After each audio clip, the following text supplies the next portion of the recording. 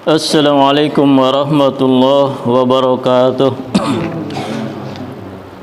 Nahmaduhu wa nusalli wa nusallimu ala rasulihil karim wa ala alihi wa sahbihi ajmain, amma ba'da.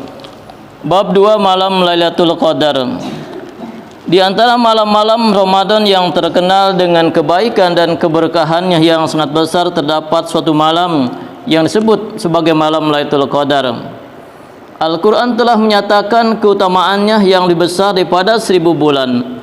Dengan kata lain, malam itu lebih berharga daripada 83 tahun 4 bulan. Betapa beruntung orang yang dapat memperoleh kesempatan beribadah dengan sungguh-sungguh pada malam itu. Karena berarti ia telah mendapatkan pahala beribadah selama 83 tahun 4 bulan. Bahkan kita tidak tahu, barangkali lebih banyak dari itu. Sesungguhnya malam tersebut merupakan suatu karunia dan rahmat yang besar bagi umat ini. Asal usul disebutkan dalam kitab Ibnu Mansur, terdapat sebuah hadis dari Anas anhu bahwa Rasulullah bersabda, Lailatul Qadar telah dikaruniakan kepada umat ini atau umatku yang tidak berikan kepada umat-umat sebelumnya. Terdapat beberapa pendapat mengenai alasan dikaruniakannya malam Lailatul Qadar. Menurut beberapa hadis, di antara sebabnya adalah sebagai berikut. Rasulullah pernah merenungkan usia umat-umat terdahulu yang lebih panjang daripada usia umatnya yang pendek. Beliau pun bersedih karena mustahil umatnya dapat menandingi amal ibadah umat-umat terdahulu. Oleh sebab itu Allah dengan kasih sayangnya tidak terhingga mengaruniakan Lailatul Qadar kepada umat ini. Hal ini bermakna bahwa apabila ada seorang yang memperoleh kesempatan beribadah selama 10 malam Lailatul Qadar pada bulan Ramadan dan mendapatkan keberkahan malam-malam tersebut, maka ia akan mendapat pahala beribadah selama 83 tahun 4 bulan, bahkan lebih. Ia nyatakan Rasulullah bercerita kepada para sahabatnya tentang kisah seorang yang sangat soleh dari Bani Israel yang telah menghabiskan waktunya selama 1000 bulan untuk berjihad fi sabilillah. Mendengar kisah ini, para sahabat anhum merasa iri. Terhadap hal ini Allah mengaruniakan kepada mereka Lailatul Qadar sebagai ganti dari beribadah selama 1000 bulan tersebut. Ada juga riwayat lainnya yang menyatakan bahwa Nabi SAW pernah menyebutkan 4 nabi dari Bani Israel yang masing-masing telah menghabiskan 80 tahun untuk berbakti kepada dan beribadah kepada Allah tanpa mendurhakai sekejap mata pun. Mereka adalah Ayub alaihissalam, Zakaria alaihissalam, Hizkil alaihissalam, dan Yusuf alaihissalam. Mendengar hal ini, para sahabat merasa iri. Lalu Jibril alaihissalam datang dan bacakan surat Al-Qadar yang mewahyukan tentang keberkahan malam yang istimewa ini.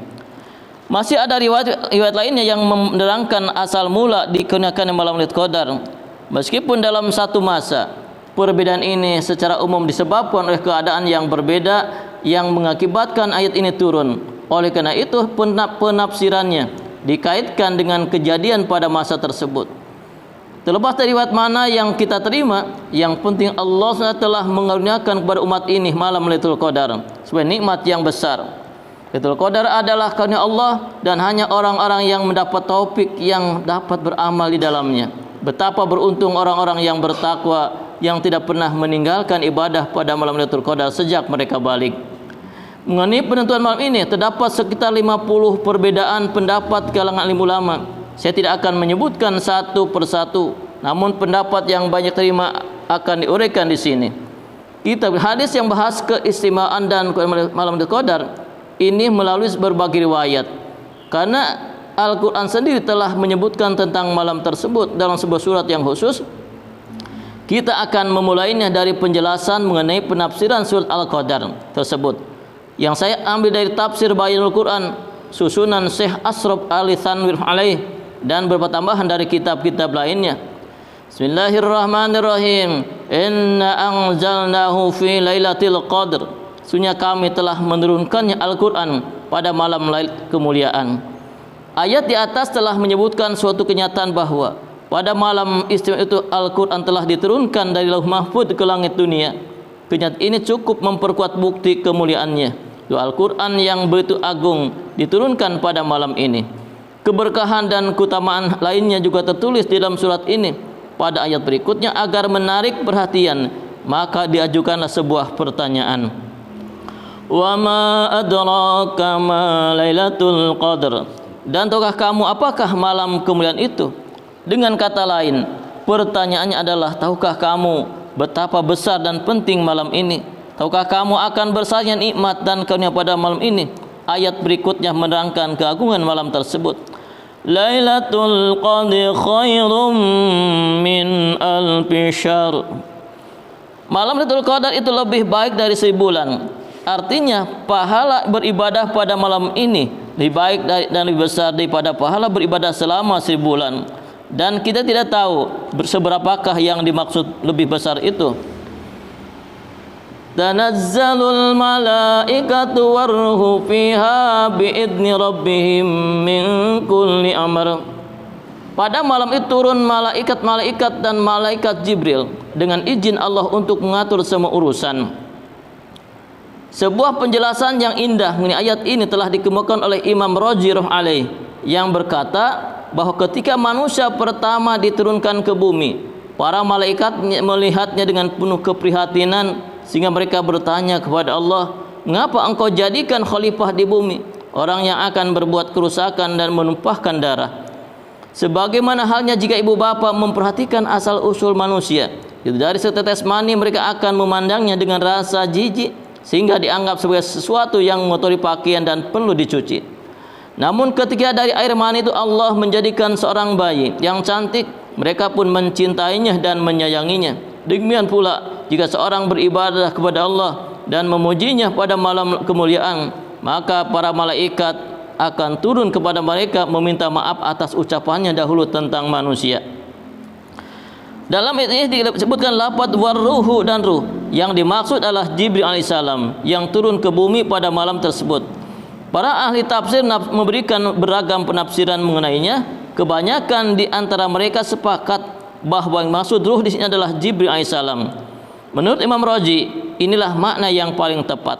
Pertama Allah menyebutkan malaikat, lalu Jibril alaihissalam sebab ia memiliki kedudukan khusus di antara para malaikat sehingga ia disebut secara terpisah. Sebagian mufassirin berpendapat bahwa yang maksud dengan ruh ini adalah malaikat yang begitu besar sehingga jika dibandingkan langit dan bumi dengan besar malaikat itu, keduanya laksana sesuap makanan. Para mufassirin lain berpendapat bahwa maksud ruh ini adalah sekelompok malaikat yang jarang muncul.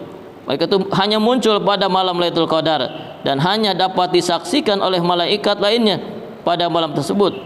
Ulama mufassir lainnya berpendapat bahwa maksudnya adalah makhluk Allah tertentu yang makan dan tetapi bukan manusia dan bukan pula malaikat. Ada yang berpendapat bahwa maksudnya adalah Isa alaihissalam yang pada malam itu turun bersama para malaikat untuk melihat amal soleh umat ini. Penafsiran terakhir yang ingin kami bicarakan adalah bahwa maksud ruh merupakan rahmat khusus yang dari Allah yang turunkan bersama para malaikat. Ahli berhadis dan penjelasan pada penafsiran Al-Quran tentang malam Lailatul Qadar dan asal usul malam Lailatul Qadar. Mudah-mudahan lebih kepahaman niat amal dan sampaikan insyaallah. Subhanakallahumma wa bihamdika asyhadu an la ilaha illa anta astaghfiruka wa atubu ilaik. Assalamualaikum warahmatullahi wabarakatuh.